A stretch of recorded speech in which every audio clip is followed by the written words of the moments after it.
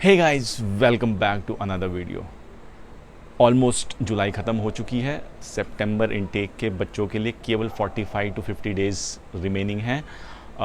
कई लोग हमें व्हाट्सएप पे, इंस्टाग्राम पे, यूट्यूब पे रीच आउट करते हैं आस्किंग क्वेश्चंस कि आपका वीज़ा आ गया लेकिन हमारा तो कैश ही नहीं आया। So what could be the problem. And so ये वीडियो कैश डिलेज़ के बारे में ही होने वाली है। वीडियो थोड़ी सी लंबी होगी क्योंकि इसमें मैं आपको थोड़े से बैकग्राउंड भी दूंगा और काफ़ी डिटेल्ड एनालिसिस एक दूंगा जाकि जो कि आपको यूट्यूब पे कहीं नहीं मिलेगी, पर्सनली मुझे नहीं मिली। So please stay tune till the end. Video को स्किप मत करना। लास्ट में हम इसमें बात ये भी करने वाले हैं किस तरीके से आप अपना जो कैश है उसको जल्दी पा सकते हैं। सबसे पहली बात तो ये जानने वाली है कि कैश लेटर का इम्पोर्टेंस है क्या। सो UK student visa system is a point based system. अगर आपको नहीं पता है सो आपकी जानकारी के लिए बता दूं कि ओवरऑल 50 पॉइंट्स वो कैश लेटर को अकेले दिए जाते हैं। इसके अलावा 10 पॉइंट्स आपके फाइनेंशियल्स के लिए होते हैं एंड 10 पॉइंट्स आपके इंग्लिश लैंग्वेज के लिए होते हैं। सो जस्ट इमेजिन, अगर किसी भी पॉइंट बेस्ड सिस्टम में 50 पॉइंट अगर एक सिंगल क्राइटेरिया पे ही बेस्ड हैं, सो उसकी स्क्रूटनी भी उतनी ज़्यादा ही होगी, उसकी इम्पोर्टेंस भी उतनी ज़्यादा ही होगी। And there is a reason कि क्यों इतना टाइम लग जाता है कई बार कैश लेटर्स इशू करने में। Unlike many universities in many countries, for example Canada, वहाँ पे इस तरीके का कोई भी लेटर यूनिवर्सिटी से इशू नहीं किया जाता। बट एडवर्स इफ़ेक्ट भी वहाँ पे ये है कि एज ऑफ टुडे वहाँ पे 60 टू 70% की रिजेक्शन रेट्स हैं। बिकॉज कई बार जो यूनिवर्सिटीज़ हैं वो ड्यू डिलीजेंस नहीं करती हैं और जो स्टूडेंट्स के प्रोफाइल में कई सारी प्रॉब्लम्स आती हैं जो कि वीज़ा के स्टेज पे जाके वहाँ पे रिजेक्शन कर देती हैं। तो इसलिए कैश लेटर प्रोवाइड करना यूनिवर्सिटीज़ का in UK is a very good step, in a very positive step for students. अगर आप कैश लेटर को देखेंगे, सो फॉर एग्जांपल स्क्रीन पे आप चेक कर सकते हैं कि लीड्स पैकेट यूनिवर्सिटी का एक कैश फॉर्म है मेरे पास। इसमें आप अगर चेक करेंगे तो ब्रॉडली 4 तरीके के आपसे इंफॉर्मेशन मांगी गई है। पहला तो आपसे क्वालिफ़िकेशन रिलेटेड इंफॉर्मेशन मांगी गई है, आपकी देन एजुकेशन रिलेटेड आपसे इंफॉर्मेशन मांगी गई है, प्रीवियस इमिग्रेशन हिस्ट्रीज़ मांगी गई हैं एंड फाइनेंशियल इन्फॉर्मेशन कि आपके पास अप्रोप्रिएट फंड्स अवेलेबल हैं कि नहीं। तो समझने वाली बात यह है कि आपका एक्सपीरियंस जितना ज़्यादा होगा, आपने जितनी ज़्यादा कंपनीज़ के साथ काम किया होगा, आपकी जो क्वालिफ़िकेशंस है, आपके जो प्रीवियस एक्सपीरियंसेस हैं, उनको वेरीफाई करने में भी उतना ही ज़्यादा टाइम लगेगा। सो लेट्स से एक फ्रेशर बंदा है जिसने जस्ट रिसेंटली ग्रेजुएशन करी है एंड वो जा रहा है मास्टर्स के लिए, उस केस में there would be hardly any experience और उतना ही कम टाइम लगेगा उस पर्टिकुलर पॉइंट को वेरीफाई करने में। Second point is education. So education के मामले में आपकी जो जिस यूनिवर्सिटी से भी आपने एजुकेशन ली है अपनी, वो जितनी ज़्यादा पॉपुलर होगी, वहाँ का जो स्टाफ है जितना ज़्यादा रिस्पॉन्सिव होगा, उतना ही ईजिली आपका बैकग्राउंड चेक हो पाएगा। तो लेट्स से अगर आपकी कोई छोटी सरकारी गवर्नमेंट यूनिवर्सिटी है जहाँ से जो रिस्पॉन्स है बैकग्राउंड वेरिफिकेशंस का बहुत स्लो आता है या कोई रिस्पॉन्स ही नहीं आता है, तो कई बार इन चीज़ों में काफ़ी ज़्यादा टाइम लग सकता है। इसके अलावा डिपेंडिंग ऑन द बैंक, जहाँ के आपने फाइनेंशियल्स अपने शो करे हैं, वहाँ से भी वेरिफिकेशन के लिए टाइम लग सकता है। And the last point is immigration, your prior immigration history, जिन जिन कंट्रीज़ में भी आप गए हैं, स्पेशली इन केस आपके कोई रिफ्यूज़ल्स हैं, तो उन रिफ्यूज़ल्स के लिए एक मैंडेटरी कंप्लायंस चेक किया जाता है and that can definitely take some time. So this was some background information on the cash letter कि कैश लेटर के अंदर आपसे क्या डिटेल्स मांगी जाती हैं एंड कहाँ पे आपके प्रॉब्लम्स आ सकते हैं। Now let's move to the 5 actual points जो कि आपके कैश लेटर को डिले कर सकते हैं। The very first point is missing documents. यहाँ पे मैं हमारा एग्जांपल देना चाहूँगा। सो मेरी वाइफ ने अपना जो कैश लेटर रिक्वेस्ट प्लेस करी थी, that was done on April 19th and हमें जो कैश लेटर इशू हुआ था that was on June 21st। It almost took 2 months and 2 days to issue the cash letter. So हमारे case में problem ये थी कि at the time of application वहाँ पे एक मैंडेटरी बॉक्स होता है जिसमें कि आपको मेंशन करना होता है whether you have had a refusal, visa refusal in the past और नॉट। फॉर सम रीज़न वो जो चेक बॉक्स है हमारा, वो उसको हम टिक करना भूल गए थे, जिसकी वजह से हमारा जो एक मैंडेटरी चेक होता है, जो कंप्लायंस चेक होता है वीज़ा रिफ्यूज़ल्स के केस में, वो हुआ ही नहीं था।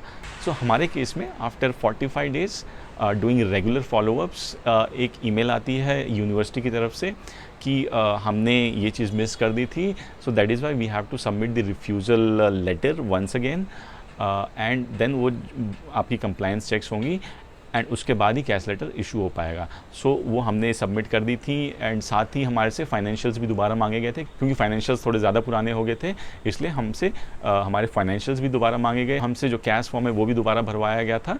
एंड उसके बाद I think 2 more weeks and हमारे पास आ गया था हमारा CAS letter. So as you can see, अगर कोई मिसिंग डॉक्यूमेंट्स हैं, आपने अपनी एप्लीकेशन में कोई प्रॉब्लम करी है, तो definitely it is going to take some time. The second and the most important reason is the great Canadian rush. समझने वाली बात यह है कि कनाडा में May intake is the biggest intake, सबसे ज़्यादा लोग मई में ही ट्रैवल करते हैं, and this time May intake में कनाडा में there have been huge amount of rejections. रफली 60 to 70% लोगों का आज की डेट में रिजेक्शन आया है। सो इससे क्या हुआ है, अप्रैल में टिल मार्च अप्रैल लोगों ने ट्राई किया, and when they got their rejections, suddenly सब के सब ट्रांसफ़र होके यूके में आ गए। सो इससे हुआ क्या कि all of a sudden in the month of April may a huge number of applications were sent to UK based universities.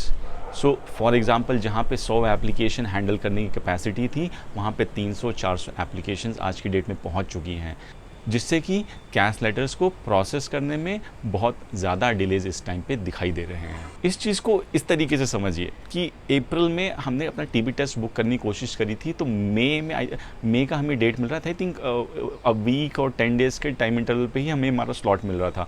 Where as हमने मई 10 को अपना स्लॉट बुक करने की कोशिश करी थी, एंड हमें जो स्लॉट मिल रहा था टीबी टेस्ट के लिए दिल्ली में, वो 23 जून का मिल रहा था, विच इज़ ऑलमोस्ट 45 डेज़ के बाद। So this is absolutely clear कि अप्रैल एंड मई के मंथ में there have been huge number of students जिन्होंने यूके की यूनिवर्सिटीज़ में अप्लाई किया है, and due to this all of a sudden search increase in the number of applications, आपके पास कैश लेटर्स इशू होने में डिलेज आ रहे हैं इस टाइम पे। इसके अलावा एक और बहुत महत्वपूर्ण हमारे पास रीज़न यहाँ पे ये आ रहा है कि जून के महीने में यूके में काफ़ी सारी पब्लिक हॉलीडेज़ थी, जिसकी वजह से जो यूनिवर्सिटीज़ थी वो बंद थी, काफ़ी सारी जो गवर्नमेंट एजेंसीज थी वो भी बंद थी, and due to this public holidays जो overall number of processed applications थी वो भी कम है, and this has cause delays in cash. चौथा सबसे इंपॉर्टेंट पॉइंट है how popular your university is. So for example, अगर आपकी यूनिवर्सिटी लंदन, मैनचेस्टर, बर्मिंघम इन जैसी बड़ी सिटीज़ के आसपास में है, so chances are fairly high कि वो यूनिवर्सिटी काफ़ी पॉपुलर होगी। So for example in are case, Nidhi का एडमिशन लीड्स पैकेट यूनिवर्सिटी में हुआ है, which is a fairly popular university you can say. As you can see on the screen also, यहाँ पे क्लियरली जो मैसेज आ रहा है साउथ एशिया टीम से लीड्स बैकेट यूनिवर्सिटी की, that they are overwhelmed due to the unprecedented number of applications that they have received in a short span of time, which essentially means that आज से पहले ऐसा कभी नहीं हुआ है। This is a unique situation, जिसकी वजह से जो कैश है लेटर है वो उसको इशू करने में काफ़ी टाइम लग रहा है। As I said, number of requests are very high, staffing is not available accordingly, simply because ऐसी situation पहले आई नहीं थी। This is one of a kind situation. Guys, fifth very important point which is causing a delay in your cash letter is technical issues at universities end. इसमें आपकी कोई गलती नहीं है, बट यूनिवर्सिटीज़ के एंड पे भी काफ़ी सारे टेक्निकल इश्यूज़ चल रहे हैं, and I will give you an example. So for Leeds Beckett university, हमने कई स्टूडेंट्स से ये सुना है कि उनका जो क्रेडिबिलिटी चेक की इंटरव्यूज़ हैं वो 2 बार हुए हैं। निधि का भी 1 बार ही हुआ था, दूसरी बार नहीं हुआ था, बट जो मुझे एक प्रॉब्लम दिखी कि उसका जो इंटरव्यू हुआ था वो ऑल ऑफ अ सडन एक कॉल आया था and that was not a scheduled call. So I would assume कि उसकी कोई रिकॉर्डिंग्स, उसकी कोई डॉक्यूमेंटेशन उनके पास नहीं होगी। इसके लिए उन्होंने जो बाद में दोबारा इंटरव्यूज़ कई लोगों के अभी दोबारा भी लिए हैं, वो प्रॉपरली शेड्यूल करके and in a recorded fashion में लिए हैं। So this is one of the technical issues जो कि मुझे लग रहा है कि might be causing delays from there end. Okay, now the question is what can you do to get your CAS letters at the earliest?